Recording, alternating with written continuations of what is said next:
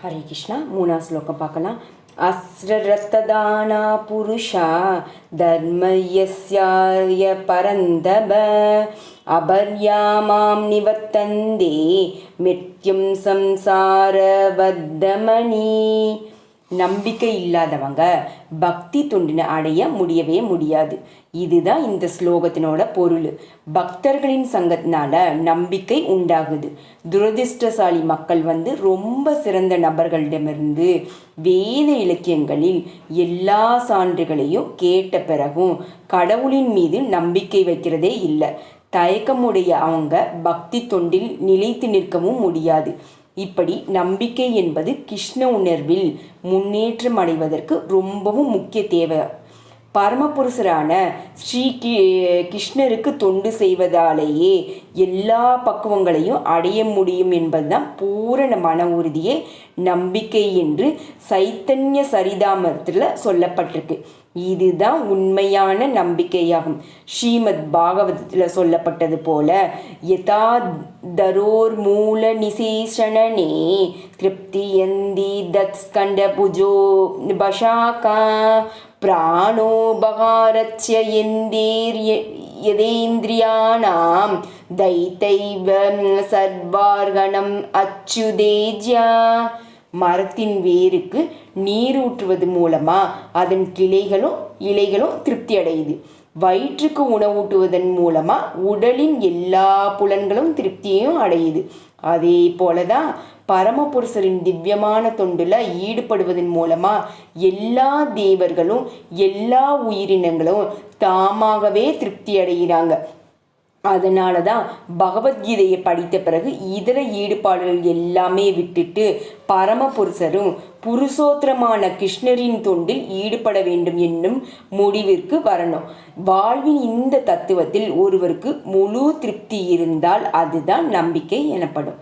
அந்த நம்பிக்கையை வளர்ப்பதுதான் கிருஷ்ண பக்தியாகும். 3 விதமான கிருஷ்ண பக்தர்கள் இருக்கிறாங்க. நம்பிக்கையற்றவங்க 3வது பிரிவை சேர்ந்தவங்க. அவங்க வெளிப்புறமாக பக்தி தொண்டில் ஈடுபட்டிருந்தாலும் உன்னதமான பக்குவ நிலையை அவர்களால் அடைய முடியாது.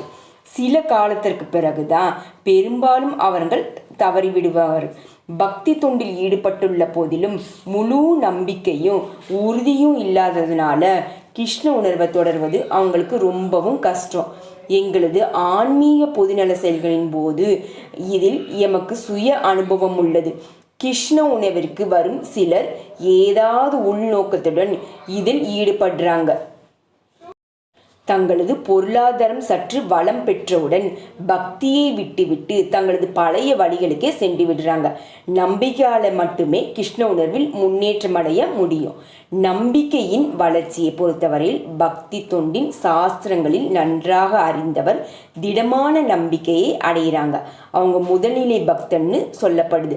2வது நிலை பக்தி சாஸ்திரங்களை புரிந்து கொள்வதில் அவ்வளவு தேர்ச்சி பெறாமல் இருந்தாலும் கிருஷ்ணருக்கு தொண்டு செய்வதே சிறந்தது என்னும் கருத்தில் இயற்கையாகவே உறுதியான நம்பிக்கையுடன் செயல்படுபவங்க.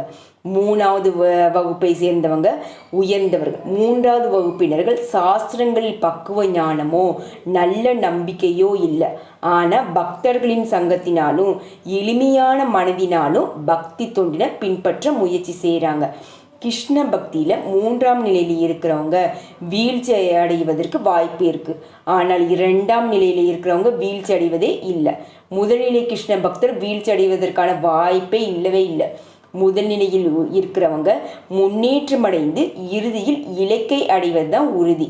கிருஷ்ண பக்தியின் 3ஆம் நிலையில் இருப்பவரை பொறுத்தவரை கிருஷ்ணருக்காக பக்தி தொண்டு ரொம்பவும் நல்லது எனும் நம்பிக்கை அவரிடம் இருந்தாலும் ஸ்ரீமத் பாகவதம், பகவத்கீதை முதலிய சாஸ்திரங்களின் மூலம் பெறப்படும் கிருஷ்ணரை பற்றிய கிருஷ்ண உணர்வின் 3வது நிலையில் உள்ள இவர்கள் சில சமயங்களில் கர்மயோகத்திலும் ஞான யோகத்திலும் நாட்டம் வச்சிருக்காங்க.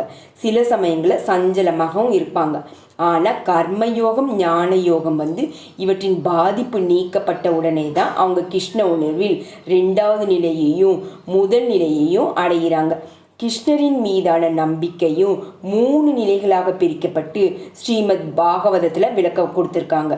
முதல் தர பற்றுதல், 2வது தர பற்றுதல், 3வது தர பற்றுதல் எல்லாமே ஸ்ரீமத் பாகவதத்தின் 11ஆம் ஸ்கந்தத்தில் விளக்கப்பட்டிருக்கு.